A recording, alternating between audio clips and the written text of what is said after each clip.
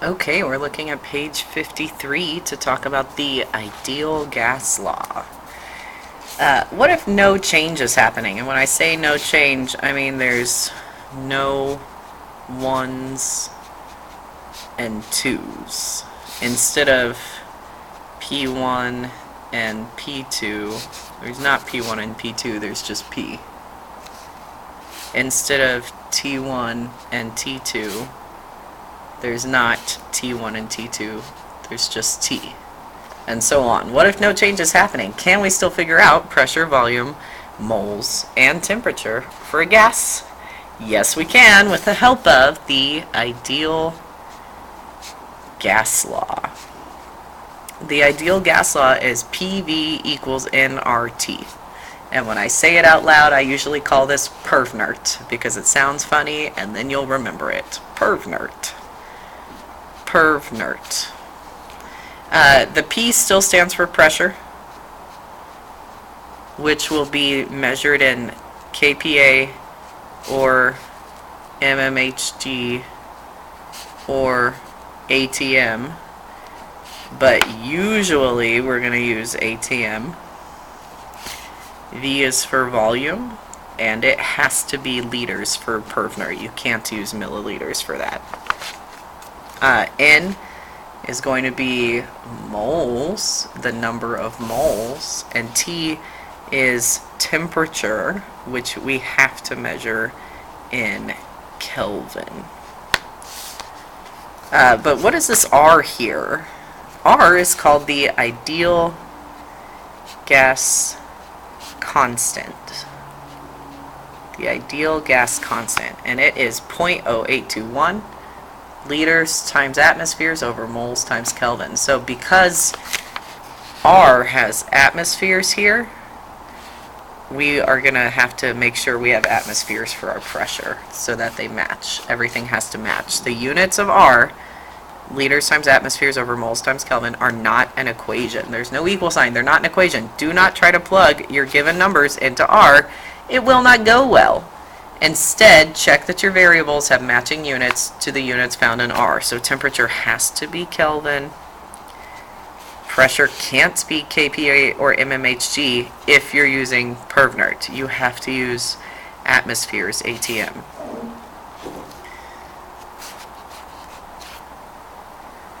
So let's practice the ideal gas law. It says at a pressure of 1.5 ATM, so that's P for pressure, 1.5 ATM.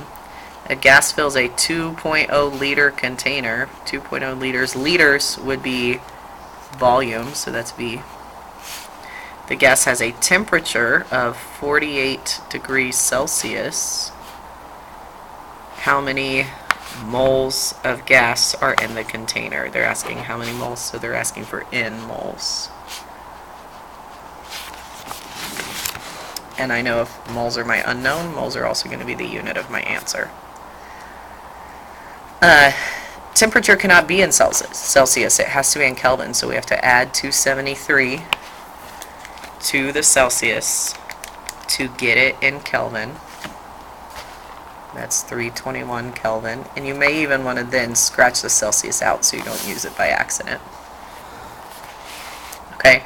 We have one pressure, one volume, one temperature, one moles. There's only one of each thing. So if you're looking at your formula chart, you can't use this. You cannot use this combined gas law because this has two of each thing. This is two of each thing. We can't use this. We need only one of each thing, which is going to be PERVNERT. When you have only one of everything, your equation is going to be PV equals nRT PERVNERT. And then you're like, wait a second, R? What am I supposed to do for R? Well, I wrote it at the top of this page for you. It's right there. And it will also be on your formula sheet. R is 0.0821. So we can actually write that as a given. It's always given to you on your formula sheet. Liters times atmospheres over moles times Kelvin.